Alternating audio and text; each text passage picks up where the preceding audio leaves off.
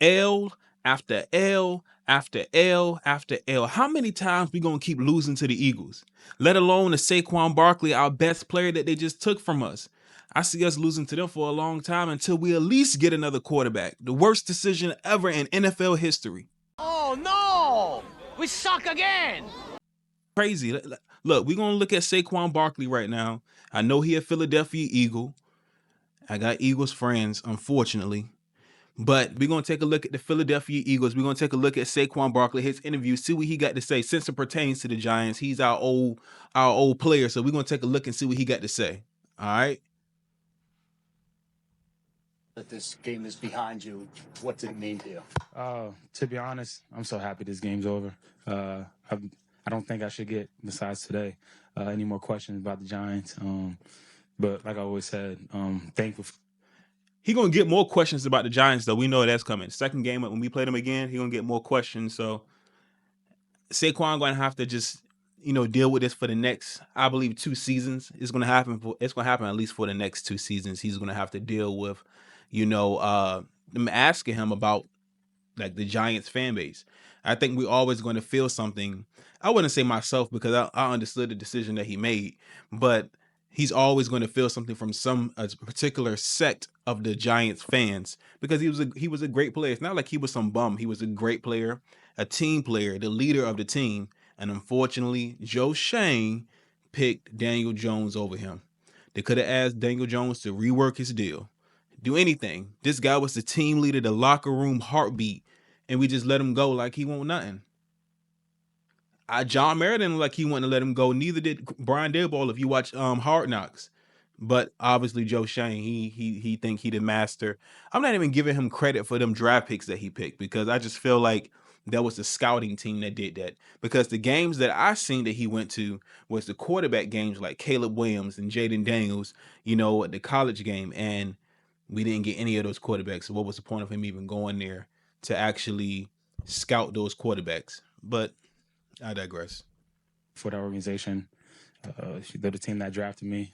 Still got nothing but love and respect for all the guys over there, but I'm happy to be Eagle, and most importantly, we got to win today in the division against the division rival, and now it's on to the next one. When did the extra emotions maybe start to build up? Was it here? Was it during the week? I guess probably more within game. I probably talked a little more shit today than Pain. This is pain seeing this man with this Philadelphia Eagles sign on his jersey. It's painful seeing that.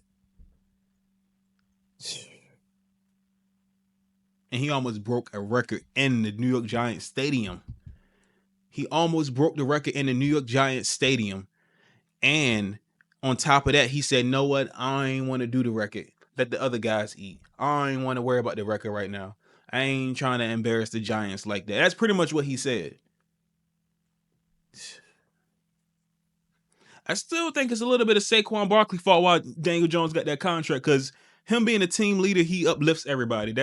Saquon Barkley got a good heart. We know that. But I think he should have called Daniel Jones out a couple of times, in my opinion. I mean, it is what it is. I feel like Daniel Jones probably would have never lasted this long. But I usually do. I think I did a really good job of being locked in through the week. Right now, where I'm at mentally, just focusing on my preparation, focusing on the little things, staying consistent. Is the reason why, when I go out, help myself. When I said earlier in the week, I didn't think I was going to get booed. yeah.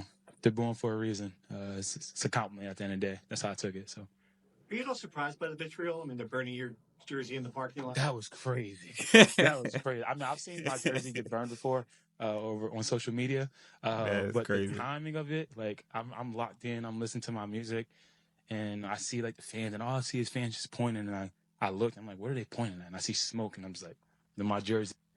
Getting burned. So, that was definitely different. I don't know if I ever experienced anything like that in my life, and hopefully I don't experience that again. But I wish they showed it. I can't find it. But one thing I did find was this old thing that happened months ago when he left was the burning of the jersey.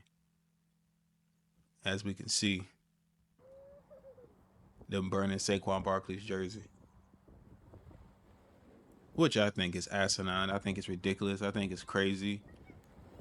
I think it lacks brain cells. You know what I'm saying? That people don't understand the business of football. You know, he had to do what he had to do for his family, and he didn't choose.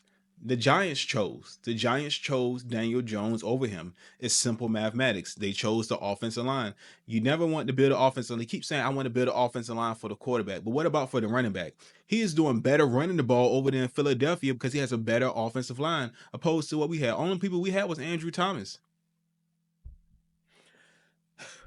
I got to put a little bit of this on Joe Shane, though, because Joe Shane, not a little bit of this, I'm sorry, a little bit of this on John Mara, because Joe Shane takes a lot too, but you got to think about it like this. If Joe Shane had that interview with John Mara, and John Mara said, I want people to work with Daniel Jones, and Joe Shane walked in the office and he said, I believe I can work with Daniel Jones. Well, I know I can work with Daniel Jones. Look at the resume we had with Josh Allen. I know we can work with Daniel Jones. And then, of course, he brought on Brian Daboll, so there was no point of even a head coaching search, you know. But of course, they brought on Brian Daboll, and we went to the playoffs that one year when Dabes came and turned around Daniel Jones.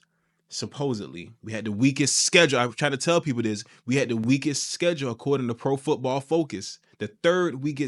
We had the third weakest schedule according to Pro Football Focus. So we didn't even play nobody. And even at the same time when we did, Daniel Jones was still looking average. He was looking better than what he usually looks, but he was looking average and pedestrian. Not good.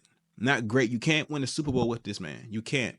I've been saying it for a long time. I know people getting tired of me saying it, but like I've been saying it for a while. But that's all a Saquon Barkley I wanted to show, and then that jersey burning. I couldn't find an actual jersey burning, so we're gonna look a little bit at Dabes, a little bit at Daniel Jones, and maybe Dexter Lawrence, because he really the heartbeat of the team now. So okay, certainly a tough game. Got out coached, got out played.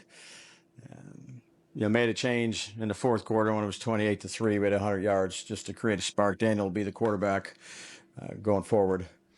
I don't need to hear no more. That's it. That's all I needed to hear. He said Daniel Jones will be the quarterback going forward. He just wanted a little spark. There was no spark to create.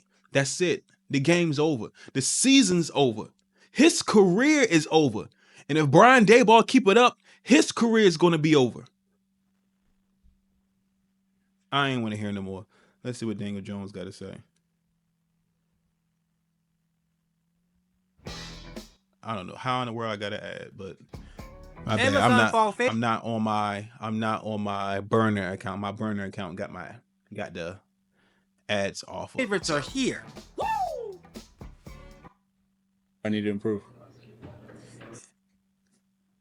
Look at the tape and see where we can improve, and certainly look at myself and see where I need to improve. How many times has he been saying this? How many times has Daniel Jones been saying, I need to look at the tape and see what I need to improve? I don't need to see no more. That's it. Finito. Let's go on to Dexter Lawrence.